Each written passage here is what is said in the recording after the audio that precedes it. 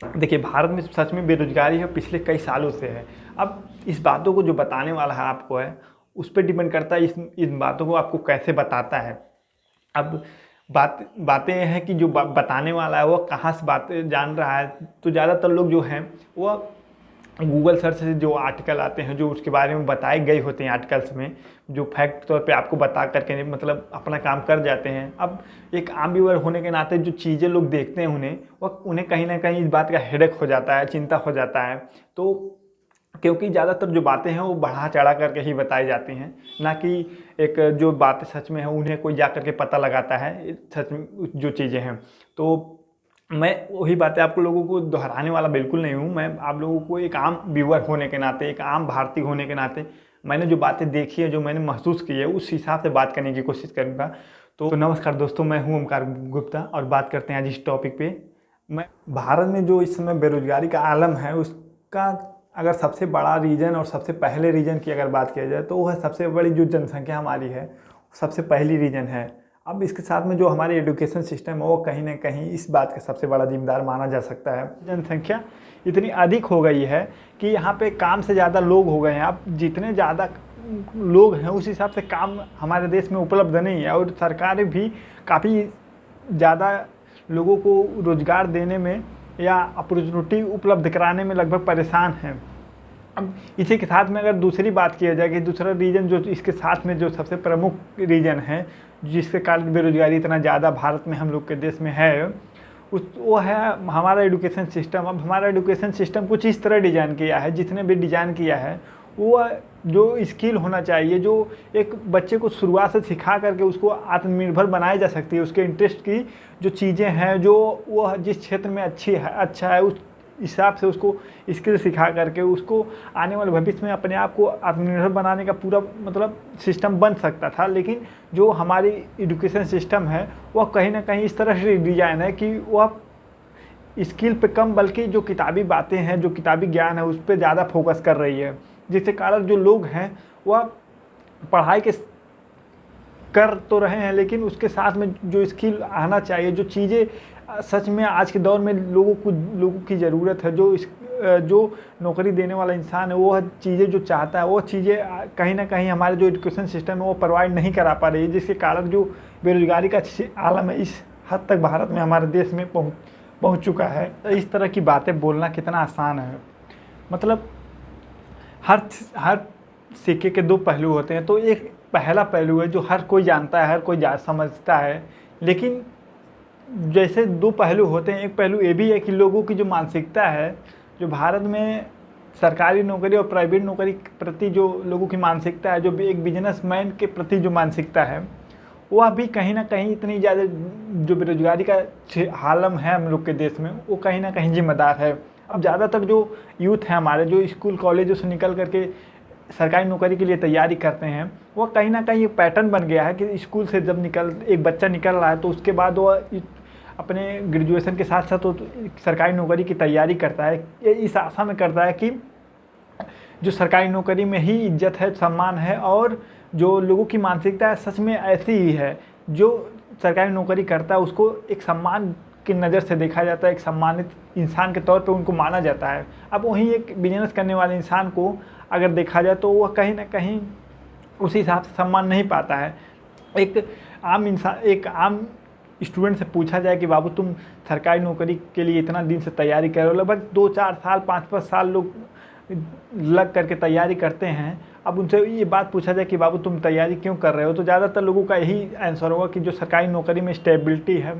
और जो लोगों की मानसिकता है सरकारी नौकरी के प्रति, जो सम्मान देने का जो रिवाज चला आ रहा है, वो कहीं ना कहीं लोगों को आकर्षित करता है। अब उन्हें कोई कैसे समझाए कि जो सरकारी नौकरी है, जो प्राइवेट नौकरी है, या जो बिजनेस कर रहा है, इसमें सबसे ज़्यादा सुखी बिजनेसमैन होता है। अब यहाँ पे ज़्यादातर जो लोग हैं वह नौकरी करने की मानसिकता मतलब ज़्यादातर लोगों की है। अब एजुकेशन सिस्टम कुछ इसी तरह डिज़ाइन ही है कि जो बच्चे हैं वह पढ़ें, उसके बाद नौकरी के लिए परेशान हो जाएं। अब इस हिसाब से अगर एजुकेशन सिस्टम कहीं ना कहीं डिज़ाइन हुआ होता जिससे एक बिजनेस करने की माइंडसेट तैयार होती, लोग यहाँ पे नौकरी करने के लिए जितने उतावले हैं उतने नौकरी देने की मानसिकता नहीं कहीं ना कहीं डेवलप हो पाई है। इन सारी सिचुएशन का अगर जिम्मेदार कुछ और भी चीज़ें हैं, जैसे हर चीज़ में हमारे देश में जो नौकरशाही है, जो पॉलिटिक्स है, वो भी कहीं ना कहीं इन सारी चीज़ों का जिम्मेदार हैं। अब एक आम इंसान को अगर कोई बड़ी बिल्डिंग बनानी हो या बड़ी चीज़ें खोलनी हो तो उसके लिए तेरे नियम कानून लगा करके जो हमारे नौकरशाह हैं, जो हमारे पॉलिटिशियन हैं, वो ऐसा पॉलिटिक्स खेलते हैं कि मतलब वह कहीं ना कहीं उसमें झमेला फंस करके वो रुक जाता है, या उस तरह की बातें नहीं हो पाती हैं जिस तरह वो कोई सोचा रहा होता है बनाने या करने के लिए। अभी वही चीज़ें कोई नौकरशाह करे या बड़ा पद पे जो बड़े अधिकारी होते हैं वो करें तो उनके लिए सारी चीज़ें एकदम सीमलेसली हो जाएंगी। कोई पॉलिटिशियन करे वो उसके लिए सीमलेसली हो जाएंगी, उसके लिए नहीं ज़्यादा उतना रूल रेगुलेशन दिखाई देता है या उतना आड़े आता है जितना एक आम इंसान अगर उस तरह से कोई बड़ी चीज़ें करना चाहे उसके लिए आगे इतना ज़्यादा रूल रेगुलेशन आते हैं। अब इन सब चीज़ों में जो रूल रेगुलेशन होता है वो कहीं ना कहीं ढील होना चाहिए, लेकिन हमारे देश में जो है वह बड़ी बिल्डिंग अगर आप देखेंगे, बड़े होटल देखेंगे तो कहीं ना कहीं बड़े पॉलिटिशियन का होगा, या बड़े बड़े कॉम्प्लेक्स देखेंगे जितना मतलब बड़ी पूंजी वाली चीज़ें हैं वो कहीं ना कहीं किसी पॉलिटिशियन से रिलेटेड होंगी या पॉलिटिशियन द्वारा ही वो बनाई गई होंगी या हैंडल की जा रही होंगी। या बड़ी बड़ी जो हॉस्पिटल होंगे, जो बड़ी चीज़ें जो ज़्यादा पूंजी में बनती हैं वो कहीं ना कहीं कोई नौकरशाह या बड़े अधिकारी, बड़े पद पे जो अधिकारी होता है वो कहीं ना कहीं इन सब चीज़ों को बनाता है, उसको हैंडल करता है। तो इस तरह की जो चीज़ें हैं वह आम इंसान को ये बात सोचने पे मजबूर करती हैं कि ज़्यादा जो सुखी है वो यही सब है, चाहे पॉलिटिशियन है या जो नौकरशाह है। जिस इन सब में कुछ लोग अपने आप को मतलब सारी चीज़ सिचुएशन लड़ करके बिजनेस करते हैं, तो या उन लोग का क्या हिसाब किताब है। अब हमारे देश में हर महीने या हर 6 महीने पे चुनाव होता है, तो जो चुनाव लड़ने वाले कैंडिडेट होते हैं, जो नेता होते हैं, उनको इन लोग से चंदा ले करके मतलब इन लोग को इस हिसाब से पहुंचा देते हैं कि जो ज़्यादातर जो इनका प्रॉफिट होता है, जो ज़्यादातर इनका बिजनेस होता है, वह या तो यह अपने पुराने मशीनों को बिगड़ने पे जो बनाने में खर्च आता है उस पर लगाएं, या तो इनकी जो हर महीने हर 6 महीने पे साल भर पे हमारे देश में चुनाव होता है इनको चंदा दें। मतलब जो इन सब सिचुएशन से लड़ करके कुछ आगे बड़े होते हैं इन लोगों को चंदा देने में इन लोग का हालत ख़राब हो जाता है। अब वर्ल्ड लेवल पे जो कंपटीशन मचा हुआ प्रोडक्ट का इन्वेंशन करने में, जो अच्छी क्वालिटी के प्रोडक्ट बनाने में, अच्छी जो चीज़ें बनाने में जो कंपटीशन लगा है पूरी दुनिया में बेचने के लिए अच्छी चीज़ें बना करके, वह कहाँ से इस तरह की जो जब इनके पास ज़्यादा जो प्रॉफिट है उसका कुछ हिस्सा इनको हर महीने हर साल 1.5 साल में जो चुनाव होता है, जो